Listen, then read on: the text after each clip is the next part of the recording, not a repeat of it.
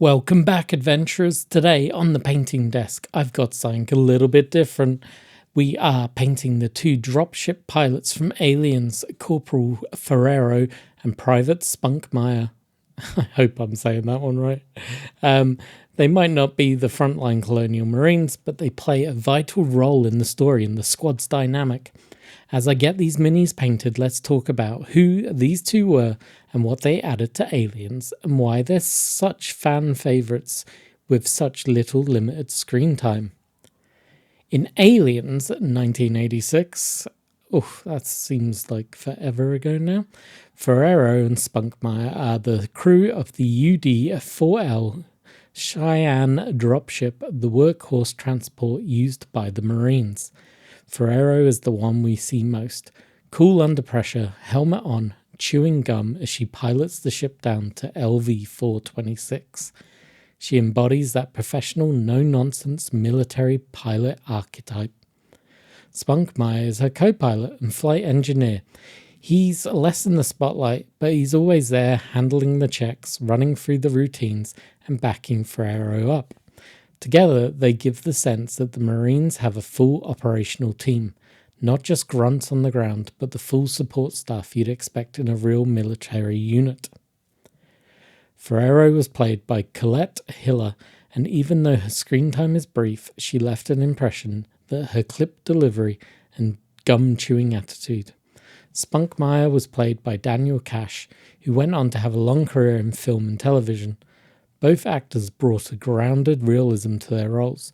You believe these are working-class soldiers, part of a squad who've been doing the job for a long time. That's one of the strengths of this film, in my opinion, when it came to the casting. Every role seems to be real and a lived-in character. No one seemed to be super awkward on camera. They all seemed genuine and actually embodied the character that they were playing. Now, of course, the pilot's big moment comes when the rescue dropship is compromised. Ferrero's flying them in to evacuate the Marines while Spunkmeyer is loading up the cargo ramp. He notices something sticky on the deck, the telltale sign of xenomorph resin. He tries to warn Ferrero, but it's too late. The xenomorph that snuck aboard attacks, and the ship goes down in a fireball, wiping out most of the Colonial Marines' heavy equipment in one go, along with their escape route. It's really a pivotal plot aspect of the film, because up until then the Marines think they can just retreat, regroup and call it a day. When Ferrero and Spunkmeyer are killed, the survivors are left stranded, and the tone of the film shifts from action survival to survival horror. The dropship set was a mix of full-scale mock-ups and model work.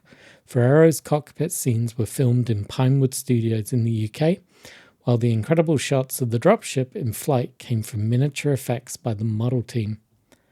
It's another reminder of how Aliens blended practical and miniature effects to sell the reality of the Colonial Marines world.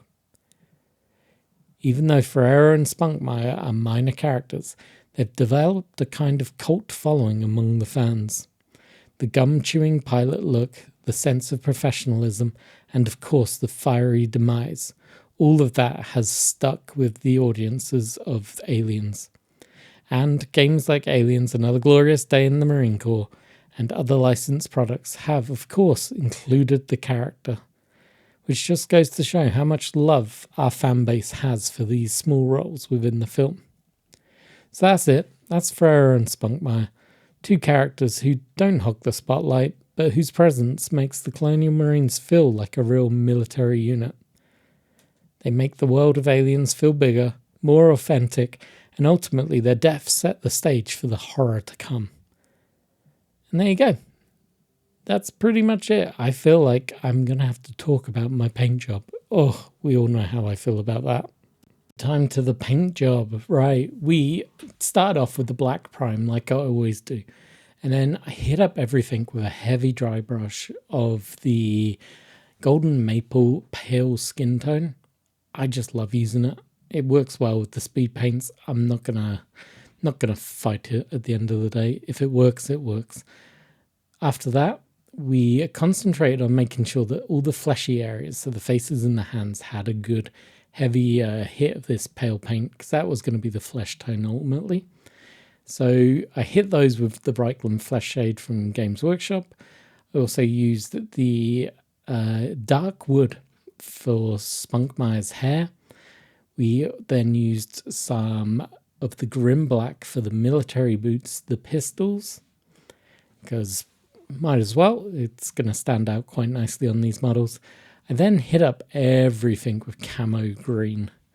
This is going to be my go-to uniform color for both models, and I am just going to absolutely cover them. It's also at this stage that I didn't do it on camera, which is a bit bad of me. And I also slipped off camera here whilst recording. But I picked out the badges. Now, there's no hope in hell that on these tiny models, I am going to draw the correct insignia. So I just splodged on colours that matched their badges. So Spunkmeyer gets the Nostromo badge, not Nostromo, gets the USS military badge on his shoulder, which is red with blue on either side of it. I then did a very quick knockoff of the USA flag with the red and white stripes and blue corner. And then I just blodged some other colours onto his chest piece. Very simple, very straightforward. I'm not going to say I've recreated the wheel here in any way, shape or form. I'm keeping this stage very clean, very simple. Also on Ferrero, I used a little bit of cloud blue for her sunglasses. I could have used black, but I was a bit worried she was going to look a little dark. I also made an error, dun dun dun, which you will see in a minute. I wanted her helmet to be a slightly different green to this camo.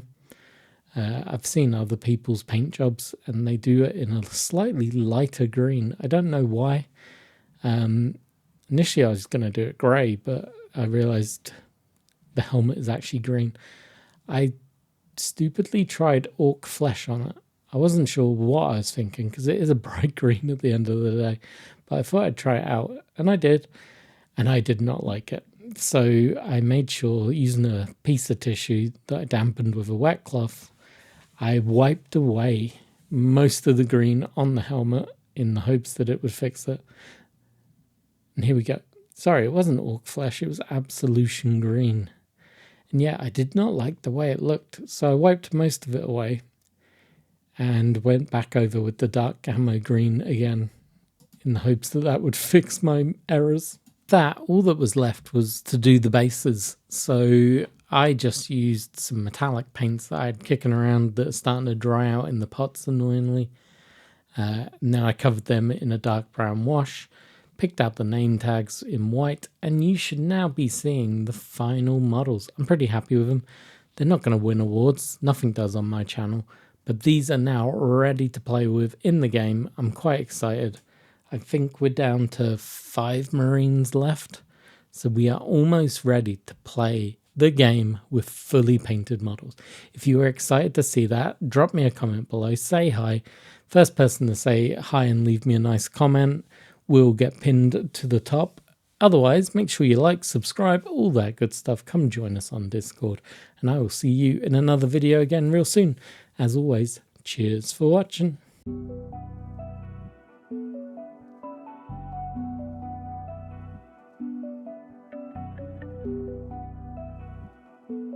Hey, thank you for watching this video. Make sure you like, subscribe, and then go watch this one.